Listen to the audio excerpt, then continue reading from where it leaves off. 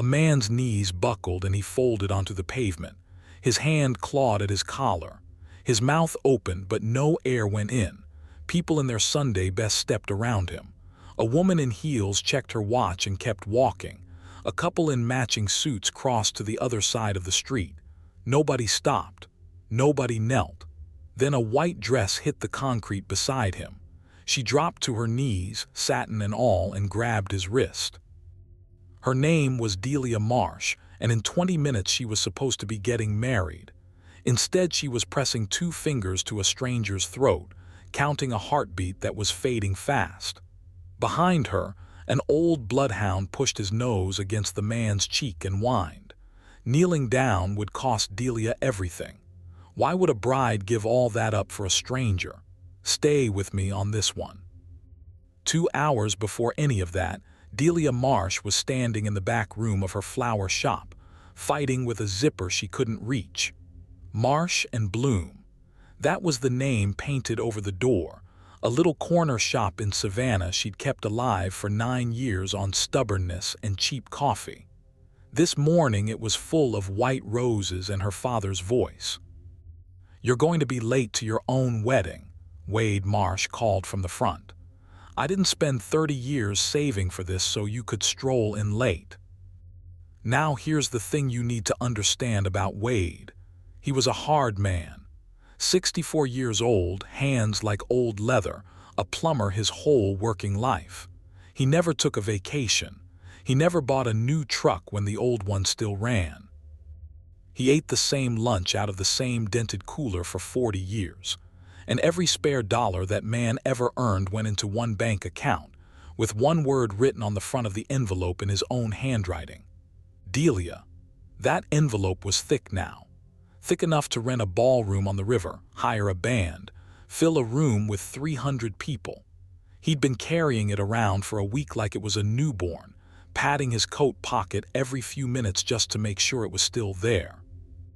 This wasn't just a wedding to Wade. This was the proof. Proof that a man who never finished high school, a man whose own father had walked out on him, could give his only daughter something better than he ever had.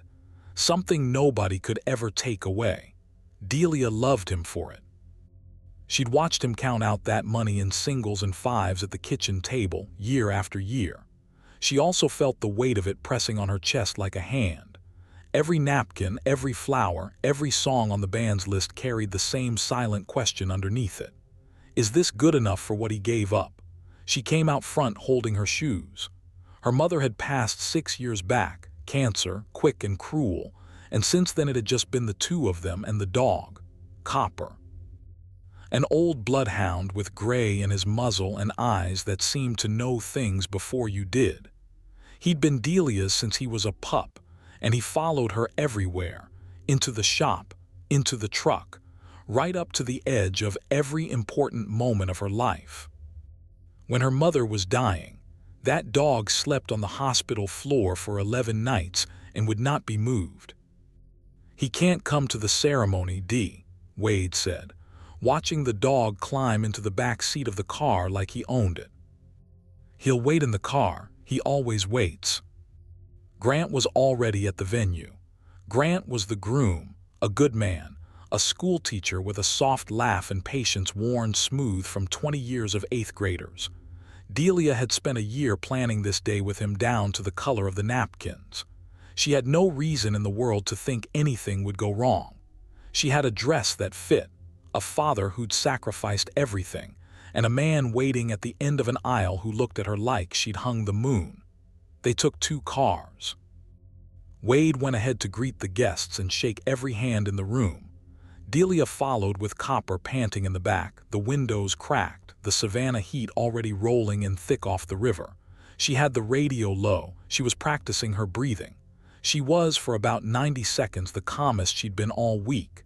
She was 3 blocks from the river when she saw him, an old man at a bus stop bench.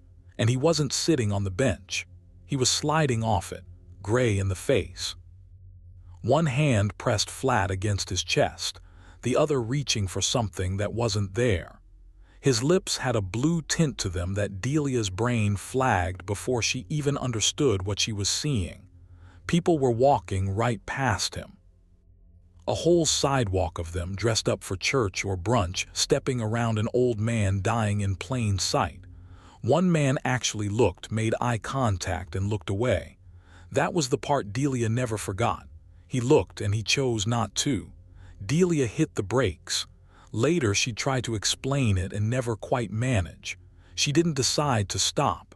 Her foot decided. The car lurched to the curb and she was out the door before she'd even thought about the dress, about the time, about the 300 people and the thick envelope and the man waiting at the altar. Copper was out right behind her. And that's where the story really begins. She hit her knees on the concrete. "Sir, sir, can you hear me?" No answer, just that terrible reaching. She pressed 2 fingers to his throat and found a pulse, thin and stumbling like a runner about to go down. His breathing was wrong, shallow little sips that weren't feeding him. She knew this. She'd taken a first aid class years ago because her mother made her, and she'd never once used it, and now the whole thing came flooding back like it had been waiting. "Somebody call 911, she shouted. Heads turned. Nobody moved. A man in a nice jacket actually sped up. So she pulled her own phone out of the little satin bag on her wrist and did it herself, propping it against her shoulder while she loosened the old man's collar. His shirt was worn thin at the cuffs but clean pressed. His shoes were old but polished like he'd done it that morning on purpose, like this was a day that mattered to him. "He's breathing but barely," she told the dispatcher. "Old man, maybe 70. Chest, I think it's his heart. Downtown, the bus stop on Bay near the—" The old man's eyes fluttered open. They found her face. And for 1 second they cleared and he looked at her like he was trying to place her, like her face was a word on the tip of his tongue. His mouth moved. No sound came out. "Don't talk," Delia said. "Help's coming, stay with me, what's your name?" It took him 3 tries. "Harlan," he finally got out. "Boone." Then his hand let go of his chest and gripped her wrist instead, hard, harder than a dying man should be able to grip. His other hand was pressed flat against the inside of his coat, over something in the pocket, like it was the most important thing he owned, like he'd rather die holding it than let it go. Copper lay down against the man's side and would not move. He put his big gray head on the stranger's leg and stared up at Delia and whined, low, steady. The ambulance came in 4 minutes. 4 minutes that felt like an hour. And in that hour Delia never once looked at the time. She held Harlan Boone's hand and told him a steady stream of nothing, that he was doing great, that the dress was going to get ruined and she didn't care, that his dog friend here wasn't going anywhere, that all he had to do was keep breathing and let her do the worrying.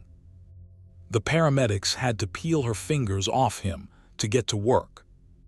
"You family?" one of them asked, sliding the gurney in. She hesitated. "No, I just found him." "You riding?" And that was the moment, the real fork in the whole road. The venue was 6 minutes away. The hospital was the other direction. She had a phone full of missed calls already starting to buzz against her wrist. She could hand this off. She'd done more than anyone on that whole sidewalk had. Nobody would blame her. She could still make it. She could walk down that aisle only a little late, tell the story at the reception, be the hero and the bride both. "Yes," Delia said, "I'm riding." She whistled once, and Copper jumped into the back of the ambulance like he'd been trained for it, and no one had the heart or the time to stop him. Memorial Hospital took Harlan Boone straight through the doors and into a place Delia wasn't allowed to follow. A nurse pointed her to a plastic chair in a waiting room, and that's where the second part of the day caught up to her. Her phone had 11 missed calls, 9 from Wade, 2 from Grant. She stood in the corner of that waiting room in a wedding dress smeared with street grime, a bloodhound sitting on her feet, and she called her father back. Her thumb hovered over the button for a second. She already knew how this went. He picked up on the first ring. Where are you? His voice was tight, all wire. She could hear the murmur of the crowd behind him, 300 people in their seats, a whole room she was standing up. Daddy, listen. There was a man. He was dying right there on the sidewalk and nobody would stop. Delia, where are you? I'm at Memorial. I rode with him. I couldn't leave him. He had nobody. There was a silence on the line. The worst kind. The kind before something breaks. You're telling me, Wade said slowly, that you left your own wedding. The wedding I spent my whole life paying for a stranger. He would have died. So would 100 strangers today. That's what ambulances are for. That's not what daughters are for. Daddy. I'm standing here in front of everybody I know. Grant's mother is crying. The band's been playing the same 3 songs for 40 minutes. Your Aunt Carol drove up from Florida, and you're at a hospital with a bum you never met. Something in Delia went very still and very cold. He's not a bum. His name is Harlan. I don't care what his name is. And here his voice dropped and got quiet, and that was so much worse than the shouting. You made your choice. You want to be the kind of person who throws away her family for a stranger on the street, you go ahead. But don't come to me for anything. Not money, not help, not a roof. As of right now, I don't have a daughter. The line went dead. Delia stood there holding a phone that had nothing on the other end of it. She thought about calling back and didn't. She knew that voice. She'd spent her whole life on the other side of that voice, and it had never once bent. A while later, a doctor came out, young, tired, snapping off a pair of gloves. You the one who came in with Mr. Boone? Yes, is he?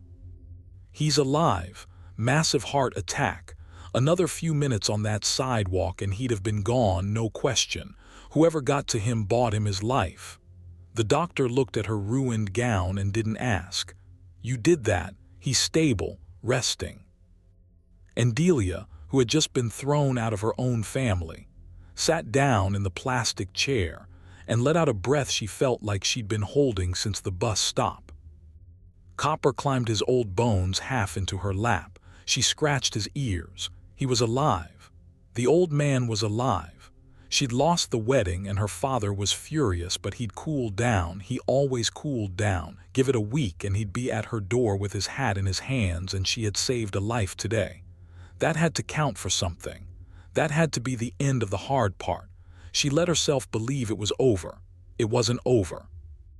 A nurse came around the corner, clipboard in hand, and stopped in front of her. You're the woman who brought in Mr. Boone. That's me. He's awake. He's asking for you. The nurse frowned a little, like she wasn't sure how to say the next part. He keeps asking us something, over and over. He wants to know if the woman who saved him is named Marsh. And he wants to know. She checked the clipboard like the words might have changed. He wants to know if your father's name is Wade. Everything in the waiting room seemed to go quiet. Delia stood up so fast Copper slid off her lap. What did you say? Wade Marsh. He asked if your father is Wade Marsh. Do you know why he'd? Delia was already walking. Harlan Boone was propped up in a bed with tubes running out of him and a monitor beeping steady above his head. He looked smaller than he had on the sidewalk, but his eyes were sharp now, and they went straight to her the second she came through the door. To her face. Then, slowly, down to the dirty white dress. And his old face just came apart. It is you, he whispered. You're a Marsh. How do you know my name? His hand fumbled at the coat they'd folded on the chair beside him. In the pocket, he said. Please, get it out of the pocket. She reached in. Her fingers found a photograph, soft as cloth, the corners worn round from 40 years of handling. She turned it over. A little boy, maybe 7 years old, squinting into the sun, gap-toothed, standing in front of a truck. On the back, in faded pencil, one word. Wade. That's my son, Harlan said, and his voice broke clean in half. "That's your daddy. I'm Harlan Boone, and I have been looking for that boy for the better part of my life." Delia's legs went to water. She sat down hard on the edge of the bed. "Now, before we go on, I've got to say this. If a young woman kneeling down on a dirty sidewalk for a dying stranger, only to find out he's her own blood, moves you even a little, do me a favor and hit that subscribe button. Stories like this one are the reason this channel exists, and I want to make sure you don't miss what happens next. All right, back to that hospital room." "That's not possible," Delia said. "My grandfather is dead. My dad told me. He died before I was born. He walked out on my dad and my grandma when Daddy was a little boy, and then he died somewhere alone and good riddance. That's the story. That's the story my whole life. Every time I asked, that's what I got." Harlan closed his eyes. When he opened them, they were wet. "Half of that's true," he said. "I walked out. God forgive me, I did. But I never died, sweetheart. I just let him believe it was easier that way. It was the one gift I thought I could still give him. A clean grave to hate instead of a living man to wait on." And then in a hospital bed, minutes after a heart attack should have killed him, Harlan Boone told her the rest. He'd gone to Vietnam at 19. Married Wade's mother in a courthouse the week before he shipped out, both of them too young to know what they were signing up for. He came back at 22, and the man who came back was not the man who left. He couldn't sleep. He couldn't sit in a quiet room. Loud noises put him on the floor. He'd wake up with his hands around his own wife's throat, thinking he was somewhere else, somewhere with mud and screaming and men he'd watched die. There were no words for it then. No doctors who'd listen. You came home and you were supposed to be fine, and if you weren't, that was your own weakness to carry. One night he came so close to hurting his boy, little Wade, that he scared himself out of his own house. The boy had come running in from a nightmare, and Harlan had grabbed him before he was awake, hands hard, before he understood it was a child and not a threat. He saw the fear on that little face. He left before the sun came up. He thought he was saving them from him. "Worst decision a man ever made," Harlan said. "And I made it out of love, if you can believe such a thing. I told myself I'd get right and come back. Get a handle on it and walk back through that door a whole man. I never got right. Years went by. The longer I stayed gone, the more I figured the kindest thing was to stay gone for good. Let him hate a dead man instead of loving a broken one. A boy can bury a dead father. He can't ever finish waiting on a live one who never shows." "So you just left him," Delia said, and there was heat in it now, her father's heat, coming out of her own mouth. "You let him grow up thinking his father didn't want him. You let him carry that his whole life." "No," Harlan's hand shot out and gripped hers, same iron grip as the sidewalk. "I never stopped wanting him, not for one single day of 40 years. He looked at her hard. "Tell me something, that flower shop, Marsh and Bloom. 9 years ago, were you about to lose it?" Delia went cold. "How could you possibly?" "There was a spring you couldn't make the rent, 3 months behind. Landlord had the papers drawn up. And then a letter came, no name on it, and inside was enough to cover everything and then some. You thought it was a mistake. You thought it was some charity you'd never heard of, some program. You even called the bank to make sure it wasn't a trap." She couldn't speak, she just nodded. She had told nobody that last part, not her father, not Grant. "Nobody." "That was me," Harlan said. "And the hospital bill when your grandmother, Wade's mama, when she got sick at the end. Somebody paid it off before she passed. $51,000 gone quiet in a single afternoon. Somebody kept your daddy from drowning in it. He never knew who. Spent years trying to find out and never could. That was me too." Tears were running down into the deep lines of his face now, and he didn't wipe them away. "I couldn't be there. I didn't have the right anymore." A man gives up the right when he walks out the door. But I worked every job a broken old man could get. Night watchman, dishwasher, sweeping floors, and I saved every nickel. And I sent it where it was needed, quiet, so nobody would ever send it back. It was the only kind of father I knew how to be from where I was standing. From the outside, looking in through a window, I closed myself. Delia looked down at the photograph in her hand. The boy, the truck, the one word in pencil. She thought about all those years her father had counted out singles at the kitchen table, never knowing that somewhere out there another man was doing the exact same thing, for the exact same reasons, for the exact same people. I got sick this year, Harlan said. The heart, they gave me months. And I thought before I go I've got to see him one time, just look at him once. Don't have to speak to him. Don't have to be forgiven.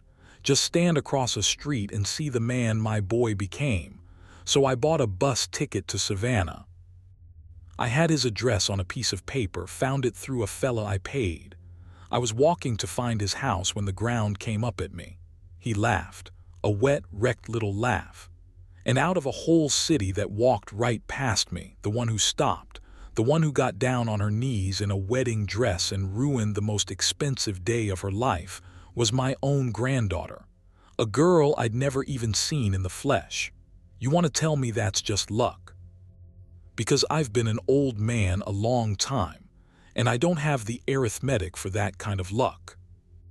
Delia was crying now too. She couldn't help it. And that's exactly when the door banged open behind her. Wade Marsh filled the doorway. Still in his gray wedding suit, tie yanked loose, face like a thunderhead. He'd tracked her down the only way he knew how, called the hospitals one by one until one said yes, and he'd come not to make peace, but to finish what he'd started on the phone. "Get up," he said to Delia, not even looking at the bed. "Get up and come home and we'll talk about whether there's anything left to save. I am done being humiliated in front of." His eyes finally moved to the old man in the bed, dismissive, already sliding off. In front of the whole city for some stranger who. And then his eyes stopped. They stopped on Harlan Boone's face and they stayed there, and something in Wade Marsh's own face began to change. The anger didn't leave all at once. It went in pieces, first the jaw, then the mouth, then the eyes, which had spent 60 years being hard, started doing something they hadn't done in front of anyone since he was a small boy. "No," Wade said very quietly. "No, that's not." Delia stood up and held out the photograph. Just held it out so he could see the little boy and the truck and his own name in pencil. Wade took it in a hand that had started to shake. He looked at the photo. He looked at the face in the bed. He looked back at the photo. The old man was crying and trying to sit up and couldn't quite, reaching one trembling hand toward his son across 40 years of empty space. "Wade," Harlan said, just the name. The name he'd been carrying in his coat pocket the whole time. "Wade, look how you turned out. Just look at you." And Wade Marsh, the hardest man Delia had ever known, the man who never took a vacation, who never bought a new truck, who spent his whole life proving he was nothing like the father who left, made a sound she had never heard a grown man make. His knees went. He caught himself on the foot of the bed. "You died," he said. "They told me you died. Mama told me you died. I hated you for 30 years. I built my whole life around not being you." The words were coming out broken now. "I saved every dollar so my little girl would never know what it was to be left behind, so she'd never feel one single day of what I felt. And she," he looked at Delia, at the ruined dress, at the whole impossible morning, and the last of the anger fell off him and left only a father cracked wide open. "She's the one who saved you. She threw away everything I built. And she's the one who found you." "Somebody had to pay off her flower shop," Harlan whispered, half a joke, all heartbreak. "Somebody had to keep the lights on for you both. It was the only way I had to hold you." Wade's head came up slow. That was you, the rent, Mama's bill, $51,000. That was me, son, all of it. Every dollar I ever couldn't hand you in person. And Wade Marsh, 64 years old, crossed that hospital room and took his father's hand. And then he put his forehead down on the old man's chest, careful of the tubes, and he shook. And Harlan Boone lifted one trembling arm and laid it across the back of his boy's head, the way you do with a child.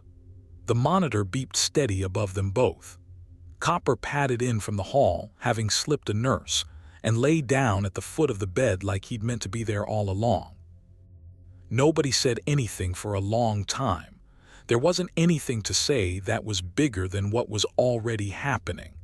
Harlan Boone lived 9 more months.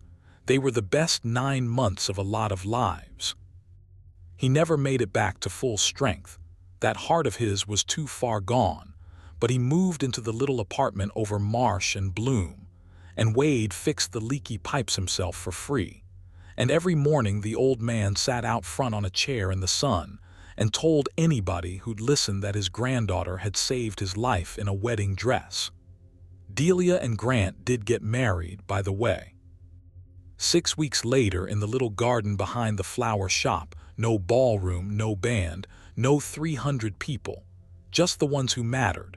Grant, it turned out, had never been angry, not really. He'd left the venue that first morning, found out where she'd gone, and told her only one thing when he finally reached the hospital. "I'm marrying a woman who stops. Why would I be upset about that?"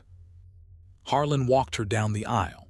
It was slow going, and Wade walked on her other side so the old man had something to lean on, and the three of them made their way across the grass together, a father, a daughter, and the grandfather who'd come back from the dead. Copper walked ahead of them the whole way, gray muzzle up, like he was leading a parade. The thick envelope, the one marked Delia in Wade's own hand, the one meant for a ballroom on the river, went untouched that day. Wade tried to give it to her anyway. She gave it back. "Keep it," she told him, "or better yet." She nodded toward the apartment window, toward the old man dozing in the afternoon light. "Spend some of it on him, on time. You've got some catching up to do." And they did. Wade closed the plumbing business 2 days a week just to sit with his father. 40 years of questions got asked and answered on that chair in the sun. All the birthdays missed, all the ball games, all the ordinary days that never happened. They talked through as many of them as an old heart had time for. Some nights Delia would hear them through the open window, the two of them laughing about something, and she'd stand in the dark shop among the flowers and just listen, and think about how close all of it came to never happening. 6 minutes in one direction, and she'd have a marriage certificate and a stranger in a grave. 6 minutes in the other, and she had this. When Harlan passed, he went in his sleep, in the bed above the shop, with Wade in the chair beside him and Copper on the floor. He left one letter. It was addressed to Delia, and it was short. "You didn't know who I was when you knelt down," it read. "That's the whole thing, sweetheart, that's everything. You didn't stop because I was somebody's father or somebody's blood. You stopped because I was somebody. Most people walked, you knelt. Don't ever let anybody, not your daddy, not the whole world, tell you that was the wrong thing to do. It gave me back my son. It gave your daddy back his heart. And it cost you a fancy party you were better off without. Best trade anybody in this family ever made." Wade keeps that letter folded in his wallet now, right where he used to keep nothing at all. And every so often downtown, when the two of them are walking to lunch and they pass that bus stop on Bay Street, Wade Marsh slows down. He looks at the bench. He puts his hand on his daughter's shoulder, this hard man with leather hands who never says much, and he squeezes once and they keep walking.